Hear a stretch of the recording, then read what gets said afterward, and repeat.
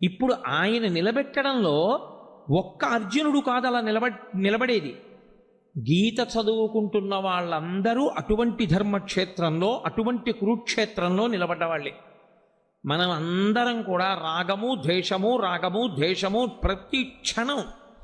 చిత్రం ఏమిటంటే రాగము శాశ్వతముగాను ఉండదు, ద్వేషము శాశ్వతముగాను ఉండదు. ఒకప్పుడు మీరు అపారమైన రాగముతో ఉన్న వ్యక్తి మీరు అపారముగా ద్వేషించే వ్యక్తి, మీరు అపారముగా ద్వేషించే వ్యక్తి మీరు అపారముగా ప్రేమించే వ్యక్తి మారిపోతుంటుంది.